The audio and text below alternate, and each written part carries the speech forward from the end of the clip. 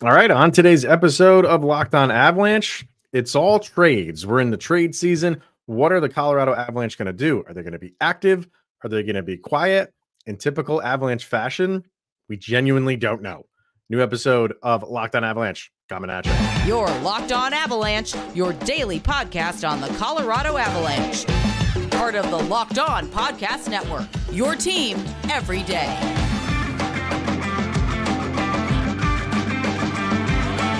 All right, everybody, welcome to the Locked On Avalanche podcast. We're part of the Locked On Podcast Network, your team every day. I'm your host, Chris Maselli. With me, as always, Mr. Shaggy Von Doom, Kyle Sullivan. Thank you for tuning in, making it your first listen of the day. Always appreciated. Make sure you're following us on social media outlets, LOPN_Avalanche on Twitter X, Locked On Avalanche on Instagram and Threads. Questions, comments, concerns, and opinions, lockedonavalanche@gmail.com. And follow us on our YouTube channel. Over on YouTube, hit subscribe, get notified when a new show goes live. And finally, make sure you're subscribed to our subtext. Link to that is in the show notes below. And when you do, you send in your thoughts and opinions, chat with Kyle and I one-on-one, and we share those thoughts and opinions on this very show, like we will do soon, because this is all trades today, Kyle.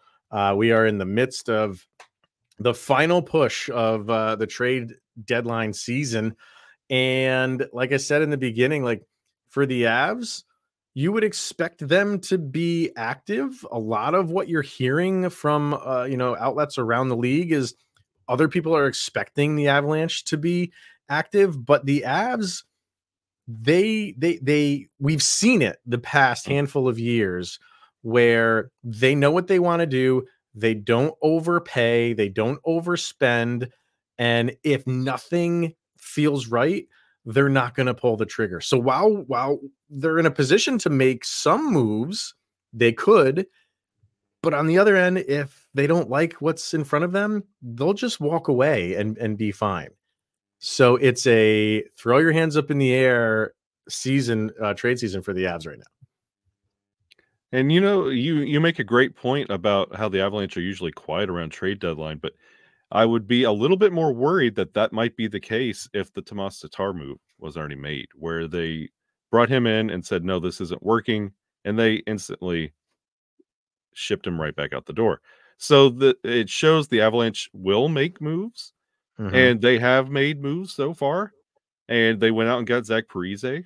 So they aren't completely happy with how the team looks. So this might be one of those years that the Avalanche do make a move or two, especially with the McDermott move that here recently. We haven't really talked about it on the show much, but they did move Curtis McDermott. He is no longer a member of the team, so that trade has happened over a guy who hasn't seen NHL minutes yet.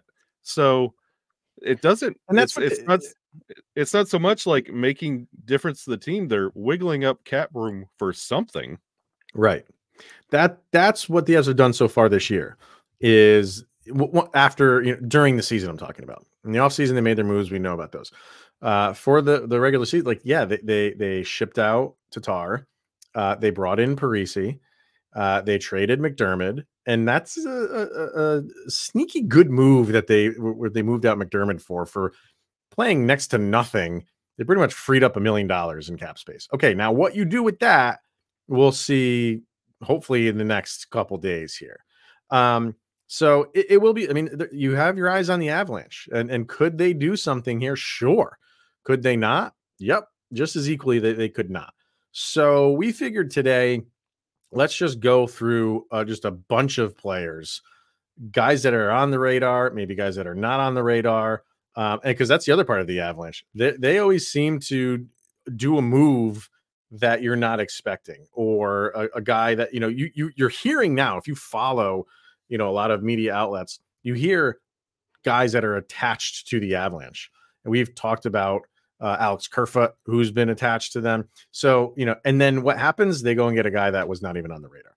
So what we'll do is over on the Athletic, Chris Johnston has a nice, neat little package of players who are expected to be on the market for this trade season. Some of these guys, like I said, the Avalanche have been attached to. Some of them they have not.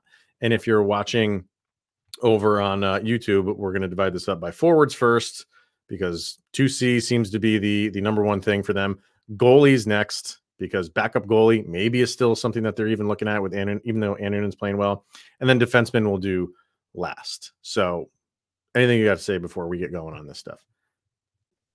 Yeah, you mentioned Chris Johnson's list on The Athletic, and going over it, there's, my want list. Like, I'm making a Christmas list. There's a forward I would love, and there's a forward that it would probably be more realistic for what the Avalanche are going to get. Do you want to throw those out now, or you want to wait? Let me. Right. What do you think? My dream. Like, you look at Chris Johnson's list. Does not Adam Henrique. Right. Would that just makes perfect sense for what you're getting production. Well, like the Roaring 20s line is not what it used to be. And Miles Wood is milk carton. Have you seen him lately? Like, but I think he maybe has been like, he had that run where he was probably like overproducing what we expect from him. I think he's settled back down into what we expect out of Miles Wood. Really, I think the Avalanche, if they're going to make a playoff push, if they can kind of look similar to what Vegas was in their cup run, to just like a never-ending onslaught of forwards instead of just building, like pushing that top line is how these lines 2 through 4 go right now, is just prep it for the top line to come back out.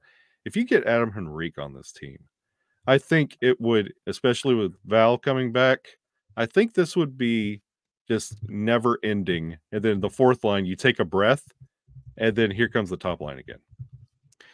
Yeah, I think of most guys that you've heard attached to the Avs, I think Henrique makes the most sense style-wise. I think he made sense last year. Yep. He was kind of on the radar last year. And I think now that he is, this is it for him. And then he's an unrestricted free agent.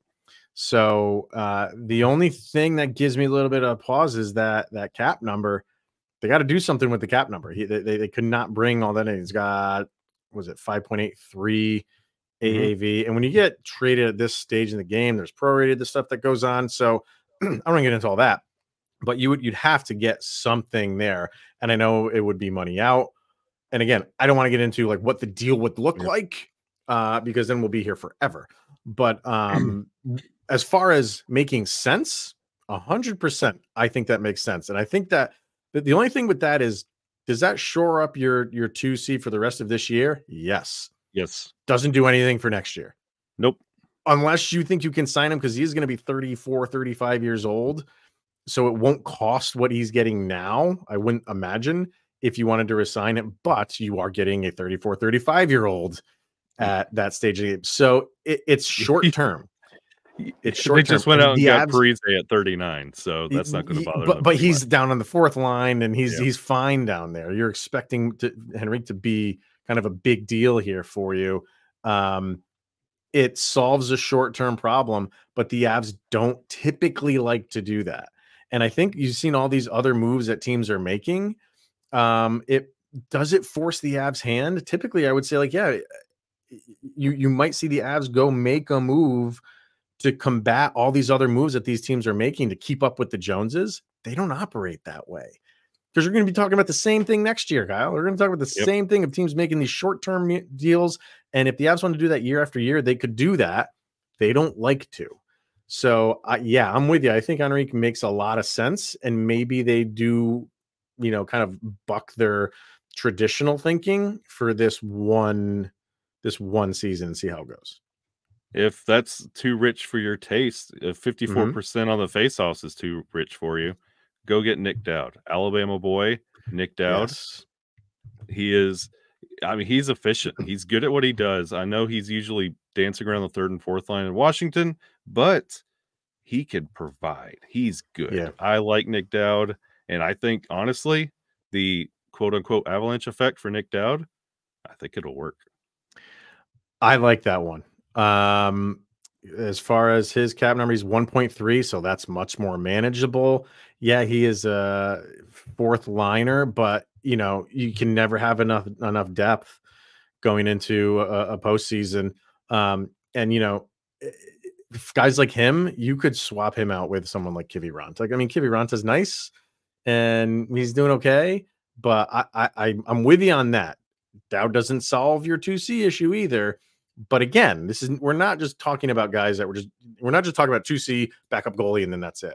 Yeah. Like, and I don't think the Avs are either. I think they're looking at a lot of different options here. I'm with you on that.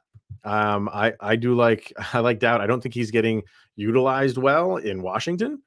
So could they be looking to move him? Yeah, definitely. Is he unrestricted after this year? I think he's got one more year.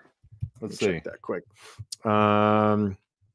Nick Dowd, where is he? No, he is a pending UFA.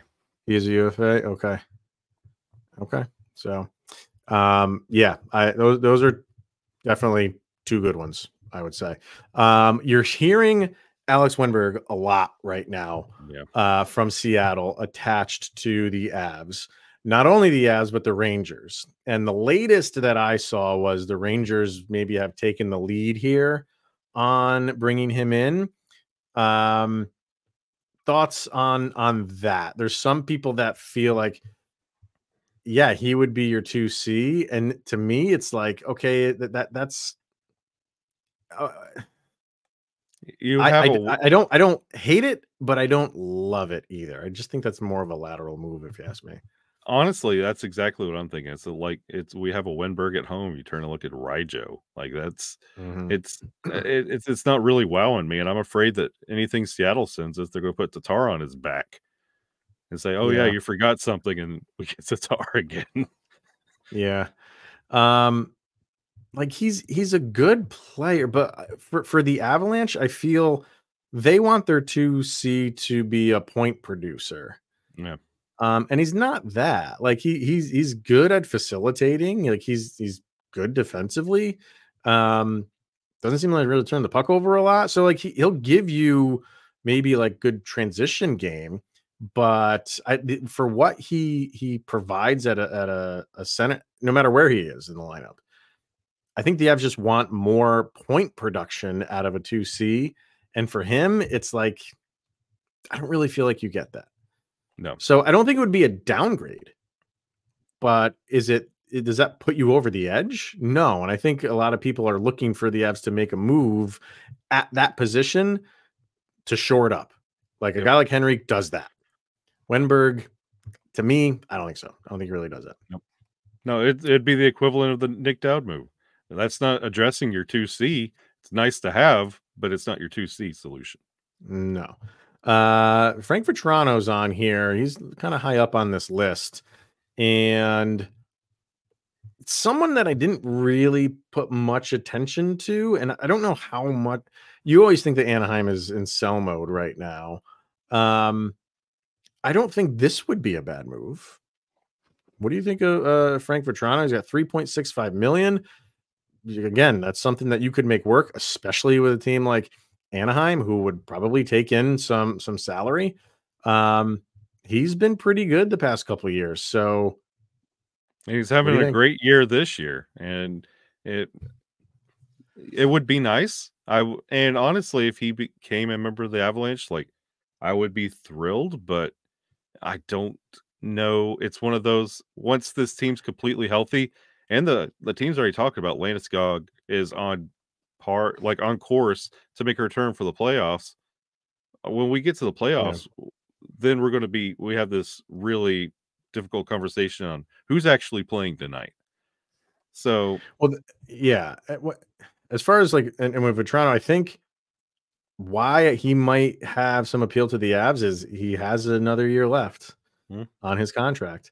The Avalanche like that. Even if it's just one extra year, they like that stuff. They don't like doing rentals. So most of the guys we talked about so far are with the, he's not. So maybe that's where they kind of turn their gaze to something like that. We'll see. There's more forwards that we want to get to, but let's get our first break in, and then we'll get into some goalies. The goalie market is very, very small, but when you're going for a backup, maybe it's a little bit bigger. Who knows? But we got more to talk about on this trade episode. Locked on Avalanche, and we'll be back right after this. First, let's hear from Sleeper. Once again, Kyle scouring the internet and the interwebs and the app stores to try to find an app that is better for daily fantasy sports than Sleeper. Any luck yet, sir? I'm looking at my Apple Pro Vision VR, and no, there's not. There's not. You can't. You spent $3,500 and you still can't find one. It's amazing.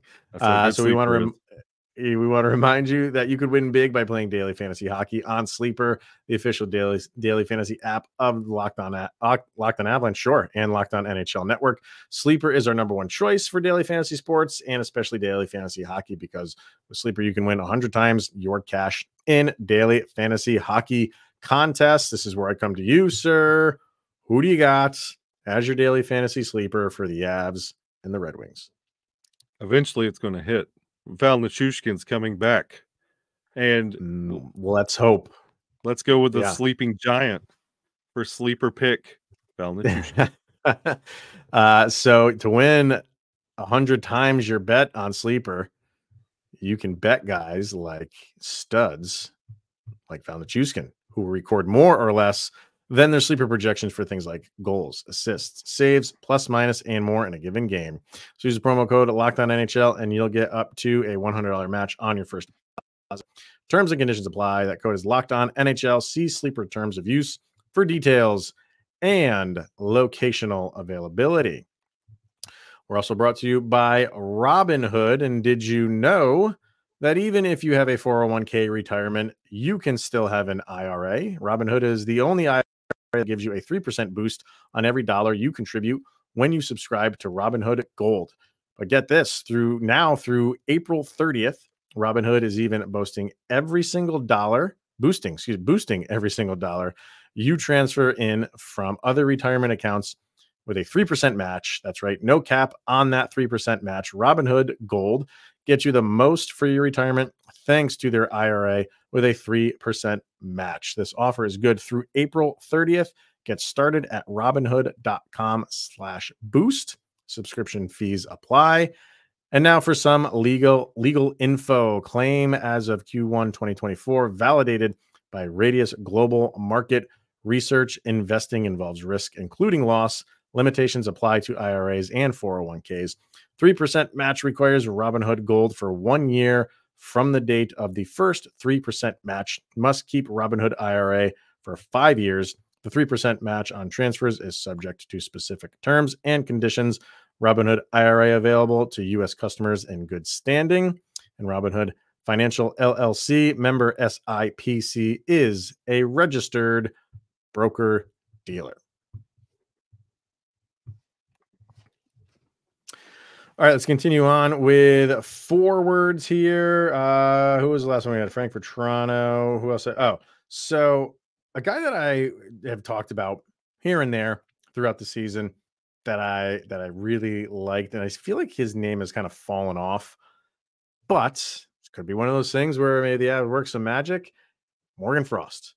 Talked about him a handful of times. He's not on Chris Johnston's list, and he was. This is the one that we're looking at is version 6.0, and I think he was on there up until like version 4.0, and he's kind of fallen off. And I think he was on there because he was kind of at odds with Tortorella. They had a sit down. Maybe they talked it out because he was a healthy scratch a couple times. He continues to be, in my eyes, like a perfect fit for the Avs. Young guy, restricted free agent. He's got, you could get some term on him. I don't know if he's still on the market, and anything is possible if you put a good deal together for a guy. He is a guy that is at the top of my list. I don't think it's going to happen, but it's one of those things where, like, when trade day is here and you're just waiting to hear something and you just get shocked with a good deal. That is what I'm hoping for the Avs, is something with Morgan Frost. And my friend, I don't think it's going to happen with Morgan Frost. I have a feeling with the Tortorella like image rehab, I've never seen somebody go from kicked out to, oh my gosh, he's adopting puppies, to it's the weirdest thing. And to see him, like Morgan Frost, you heard the rumors.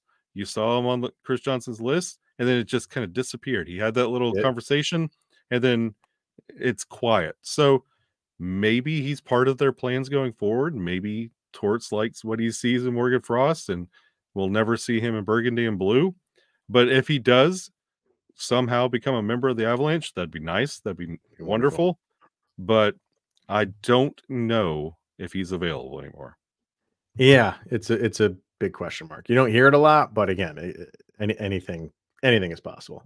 What about Mikael Granlund on San Jose? So his number is a little bit high for me. He's at $5 million right now.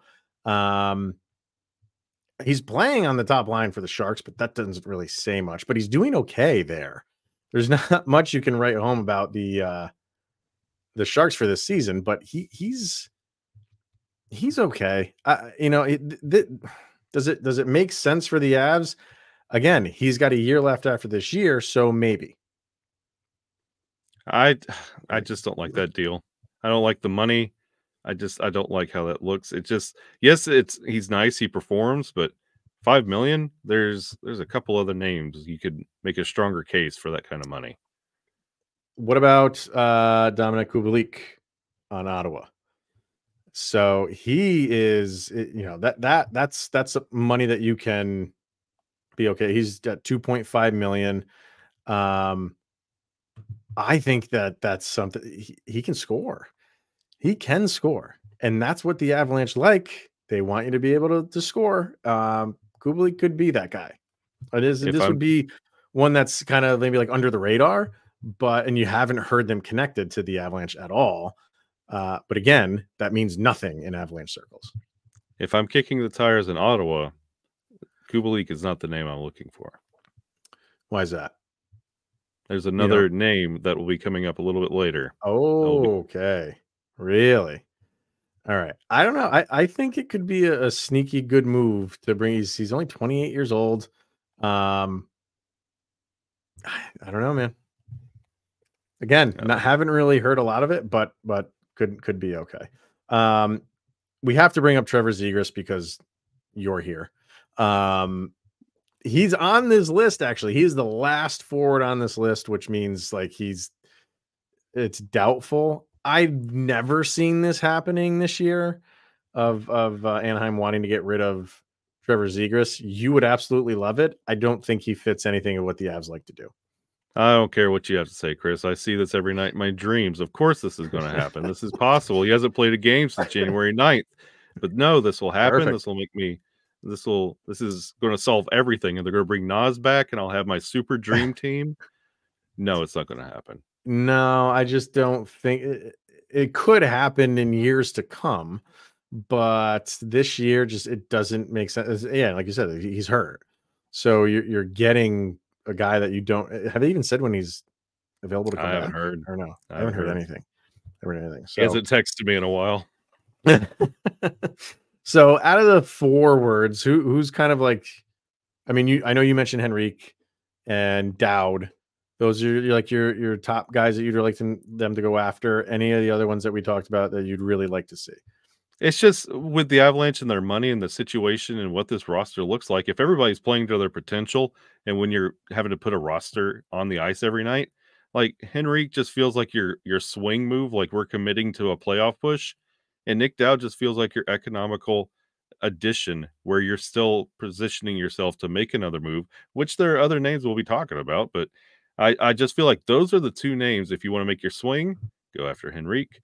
If you want to be smart, make another move or two, go after Nick Dowd.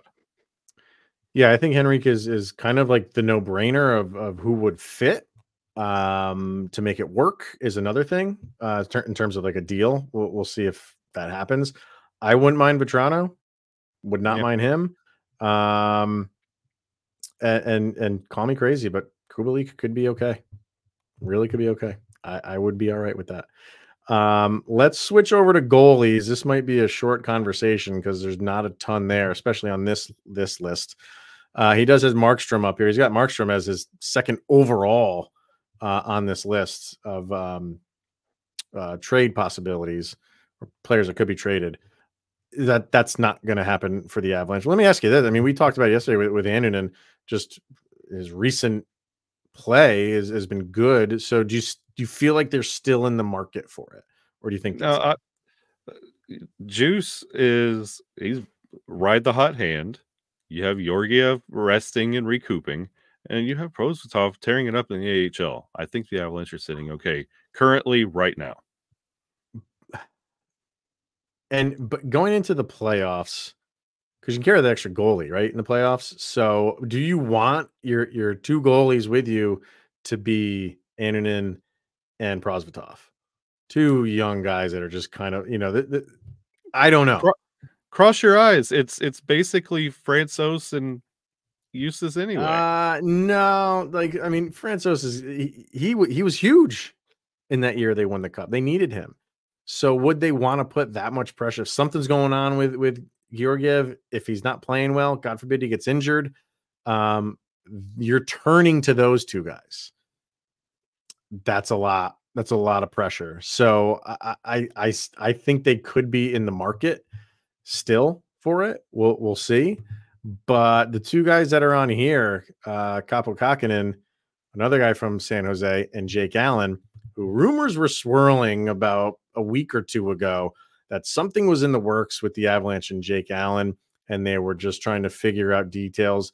And then I don't remember who it was came in and was just like, there is zero validity to that at all. Those teams haven't talked in weeks. So you don't think that there's any move on the horizon as minimal, because it wouldn't cost a lot. You would hope that a backup goalie that you can bring in just to be serviceable there when you need him won't cost a ton. But nope. You're shaking your head as I'm saying all of this.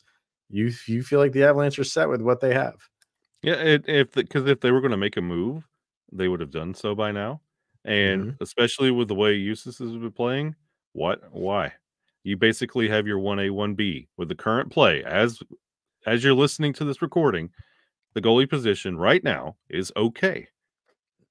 I can't predict the future. Nobody can. You can't predict when a hamstring is going to go out. But as it is today, the goalie position's fine. So you take that money and address your forwards and defense and then go from there. Because that's what's leaking, not the goalie position currently.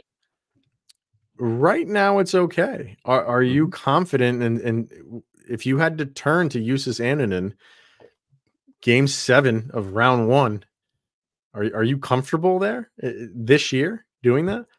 Oh, you're asking me a loaded question, because then we could have another 25-minute conversation on if I'm confident in Georgiev.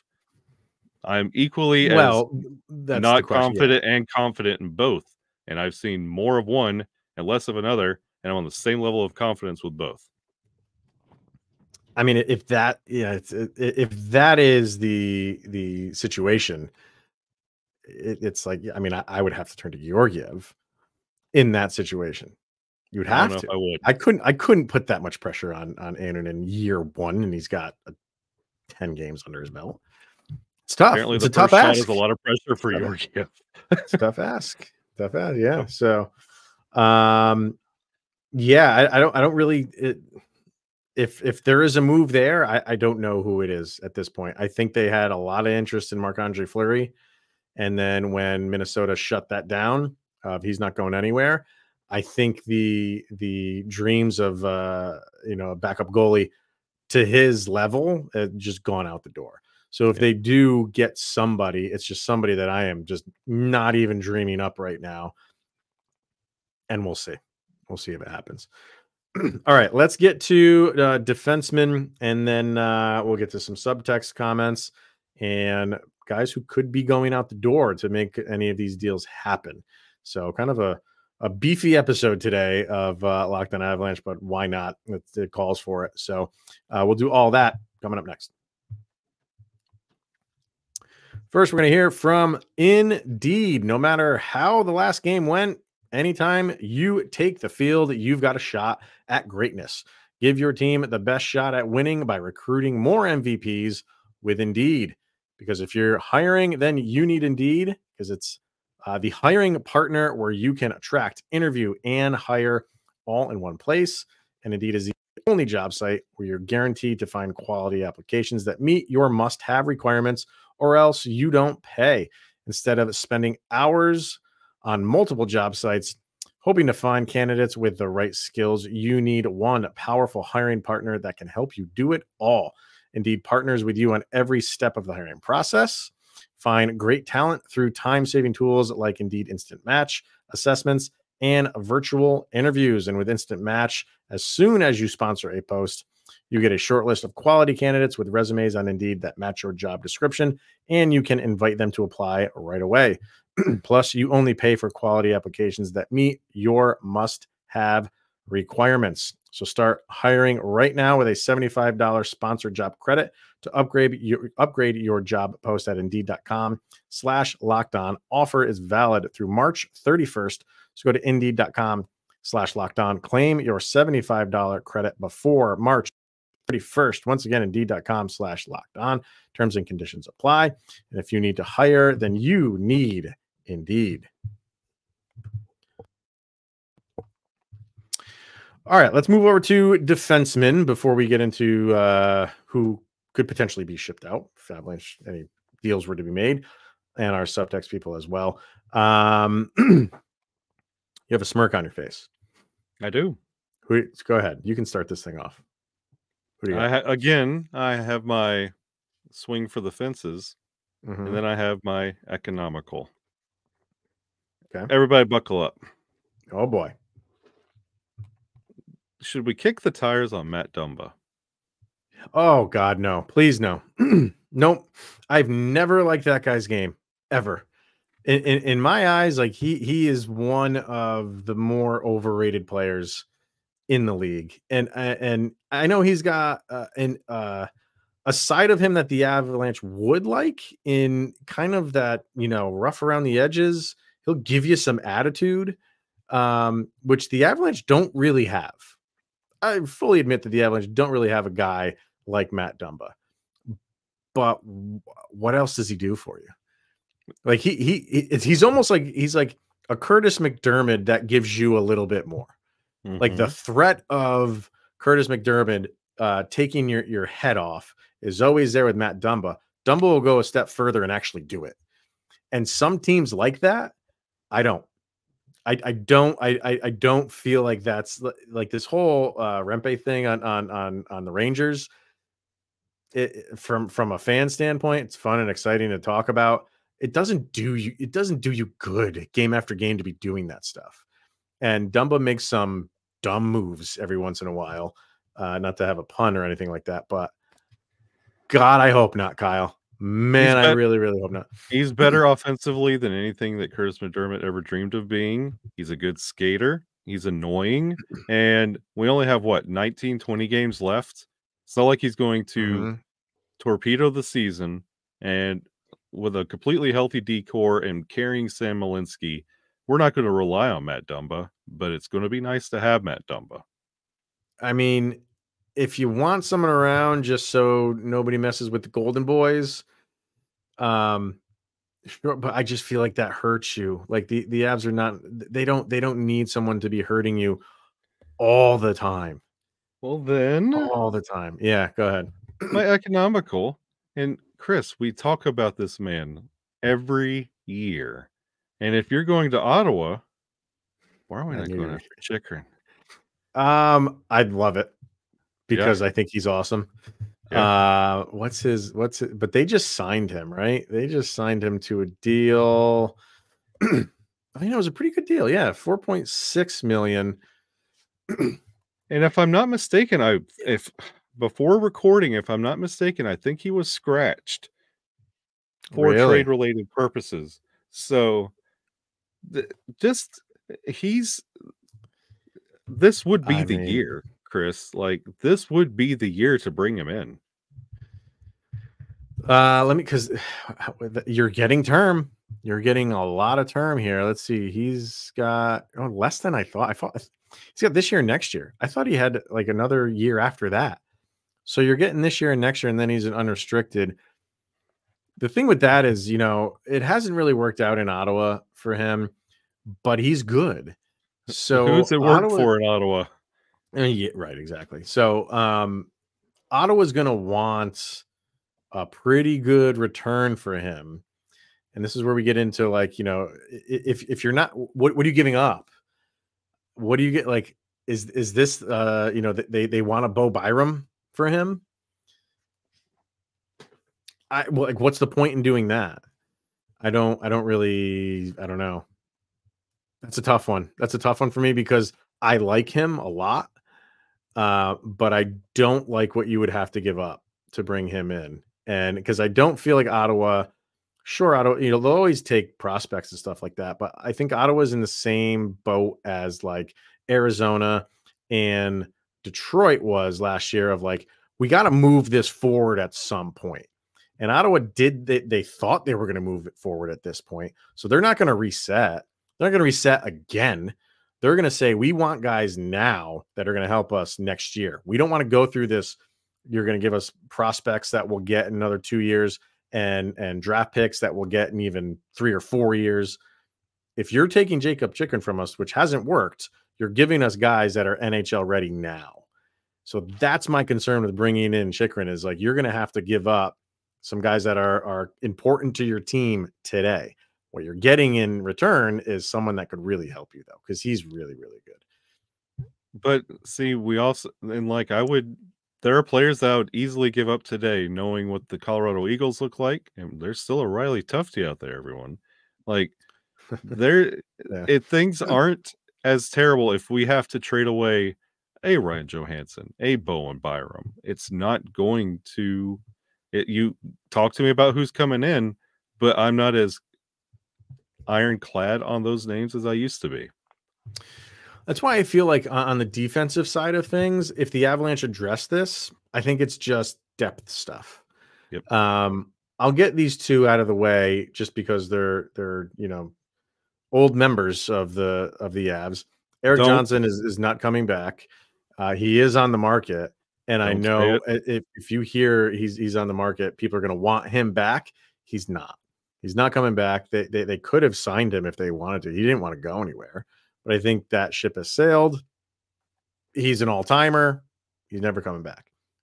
The other one is Tyson Barrie, who has been a healthy scratch for like forever for this season. So you could get him for relatively inexpensive. You could go 4 D-men on your second unit power play if you wanted to bring Tyson Barrie back. Would I be against it? Not entirely. Not entirely. As a to have defensive depth, especially in the playoffs, if you wanted to do matchup, depending on who you're matched up with in the playoffs, I don't think it's a horrible move if you get it for next to nothing. If you get him for next to nothing.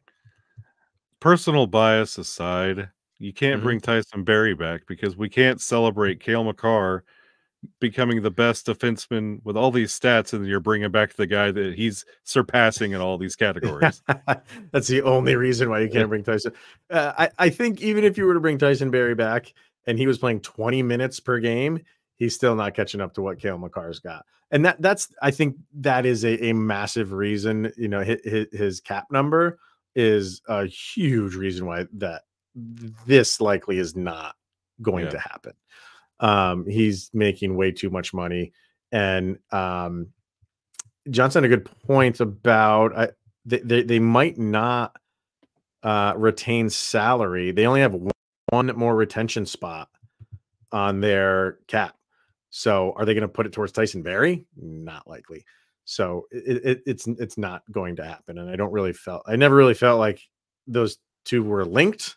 It's just interesting that he's out there, and maybe if his number was a lot lower, maybe they kick the tires on it. But I don't feel like that they will. One guy, if you want to go depth, that I kind of like here, and that's Andrew Peeke on Columbus. Yeah, that is where, when you're talking about, you brought up Matt Dumba and wanting to have some grunt and some guy that doesn't take any what.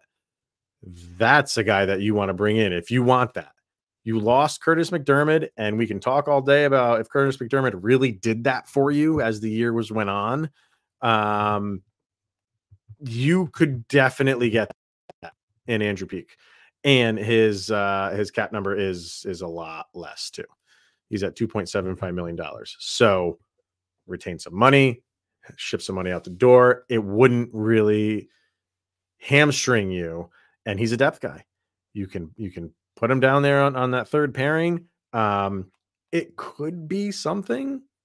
Just throwing it, even though I've liked how Jack Johnson has played this year. If you want to make a depth move at defense, could this be, could Jack Johnson be on his way out? Could he be a trade? Is he going to hold up a trade? Like if they say like, we're giving you a defender, we need a defender back. Just give us a depth guy. Jack Johnson, he's on an expiring contract.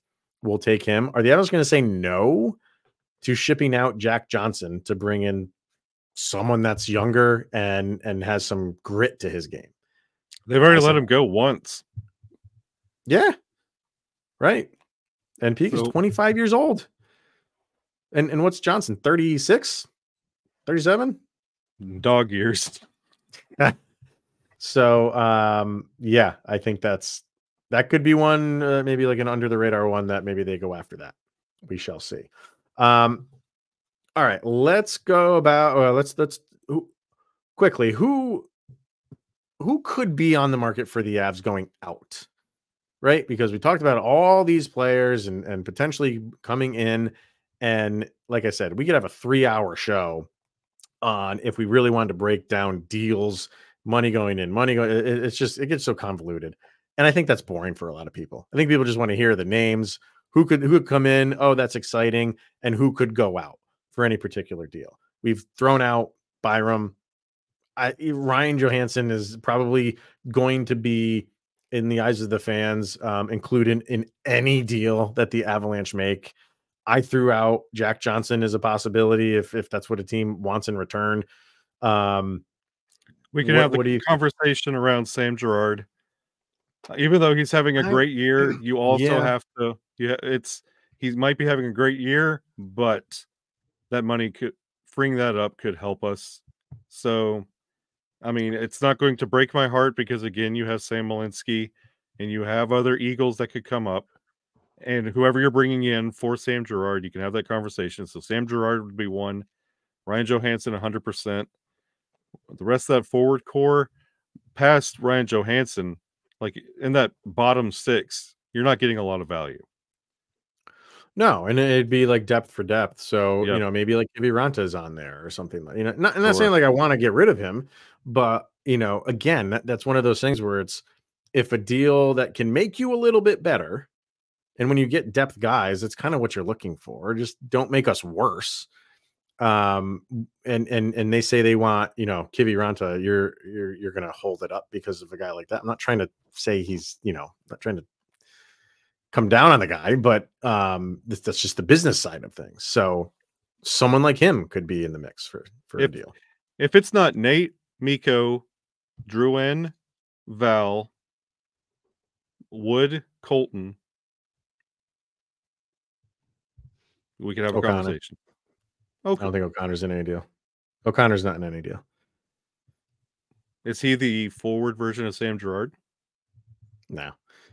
He's way too important to this team, especially on penalty kills. Now, what about like Cogliano?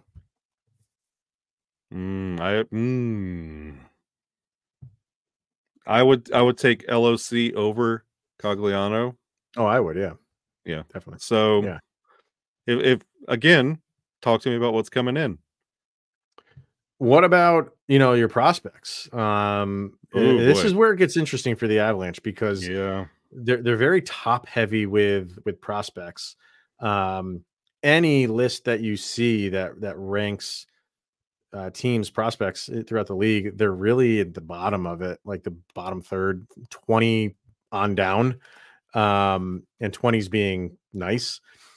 So, but the guys that they have good prospects at the top of their prospect pool. And it's not like, the Avalanche don't want to give them up freely because they know the importance of that and they want to build that up. So, you got a little bit of a glimpse of Sam Malinsky. Our team's going to want him. They saw what he could do, a little bit of it, team's going to want to pluck him. You have, everybody likes the most recent prospects. So guys like Callum Ritchie, you're going to hear his name. Mikhail Gulyayev, you're going to hear his name. And it's, decision time for the Avalanche to be like, those are brand new shiny toys that we really haven't. And by all accounts, Ritchie's doing phenomenal where he is. So this is the game that is played. Like, how much do you want to give up on those guys this early? And we just talked about both positions, forward, defense, on basically having a year, if not a UFA, rentals. Your prospects, that's guaranteed for down the road. That's projects down the road. It's how I'm not comfortable getting rid of the already thin prospect pool. I know. And leave Spencer Smallman alone. But like I'm not there. If you could take off the roster, NHL roster, but leave the Eagles alone, because one, we need to cultivate them, and two, we'll need them. That's the mindset. But other teams are sitting there and be like, you want to get better? You want to go for a cup run right now? Okay. You can have our NHL ready veteran now, and you're going to make us better in the future by giving us one of your top prospects. Now, that's the risk reward that you take for any team.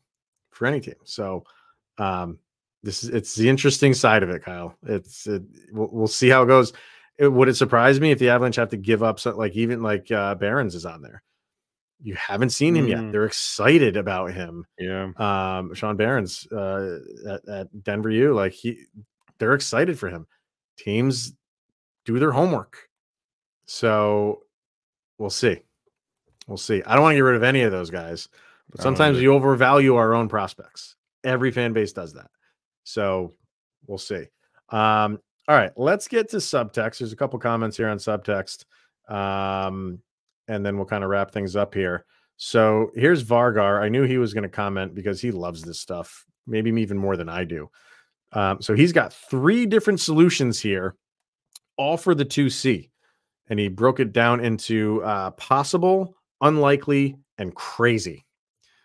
We'll save the crazy for last. So the possible, he's got Alex Wenberg for Ryan Johansson, Oscar Olausson. There you go. There's another one. And a 4th round pick that could turn into a 1st round pick if the Avs win the cup. That's too rich for Wenberg. Yeah, I don't like. Drop that pick off. You got it. You're done with Oscar Olausson already?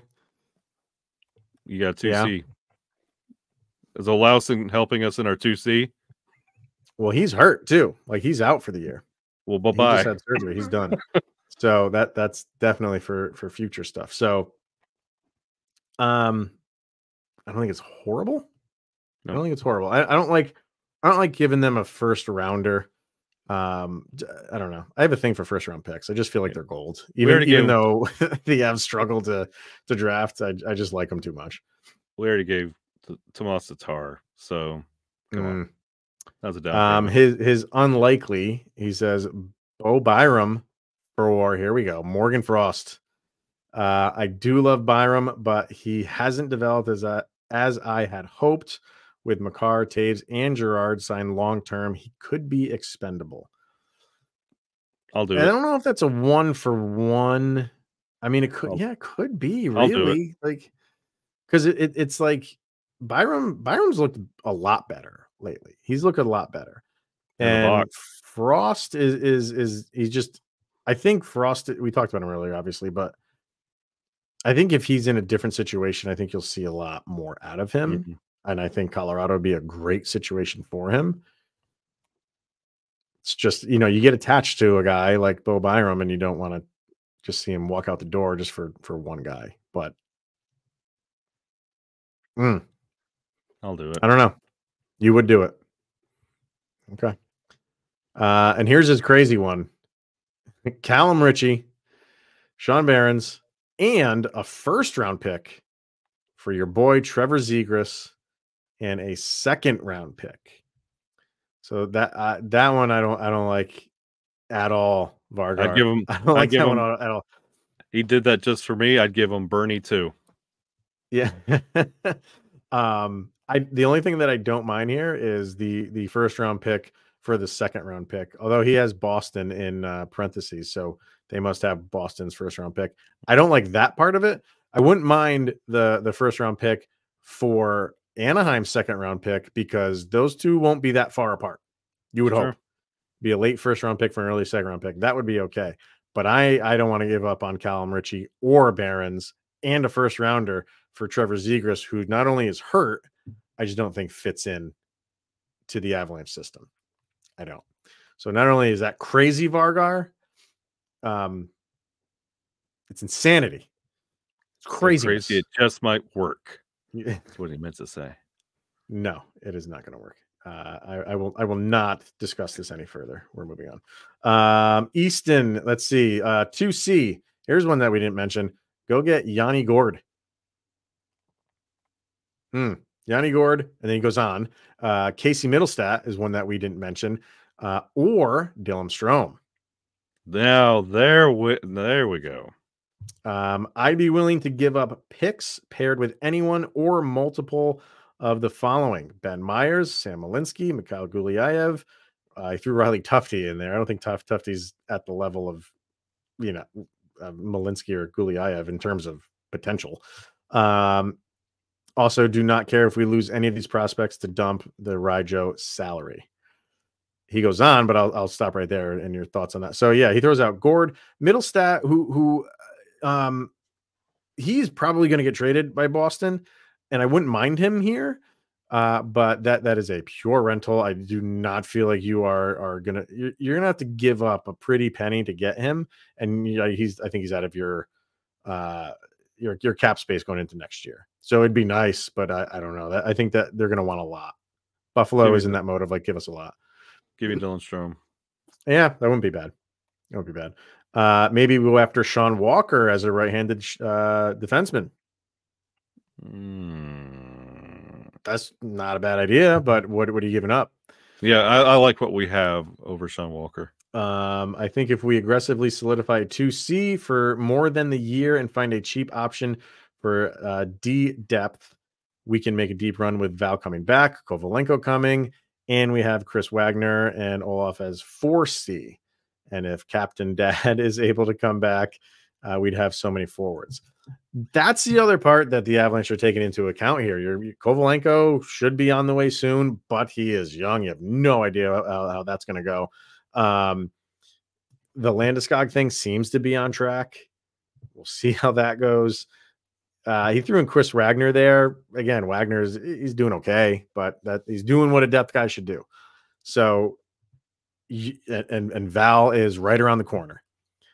So what do you do if you're the Avalanche? You have maybe two of your huge pieces in Val and Gabe. Playoff time for Gabe. Kovalenko, maybe a couple weeks away. Do you put all your eggs in that basket and say, like, that's enough, let's just go make some depth moves? Or are you going after the Adam Henriques, the Jacob Chykrins, stuff like that? It's fascinating where the Avalanche are right now. Yeah, this is where the Avalanche listen to this episode and say, nope, we're not doing anything, and they're going to sit on their hands and nothing gets done. To absolutely nothing. And I will, if they move mountains or if they sit on their hands, neither will surprise me. They'll sign Russell Wilson. For $45 million, we'll sign him. He'll be half of our salary cap. All right, everyone. That's going to wrap it up. So I know this is a beefy episode, but like we said, it kind of needed to be around trade deadline season. Something's going to happen here in the next day or two. It's gotta, because Vegas just made a move. Yeah, Vegas just who they got what's his name from got you ready from Washington. No, who was it from Washington? Was it Washington? I'm thinking about. I don't remember who it was. I'm trying to look it up, but Anthony Mantha. Oh, that's right. That's right. They went and got him. So teams are making moves.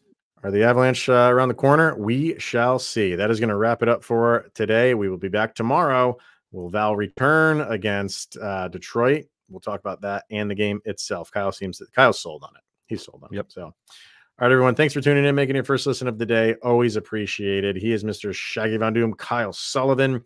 I am Chris Maselli. This is the Locked On Avalanche podcast, and we'll see you tomorrow.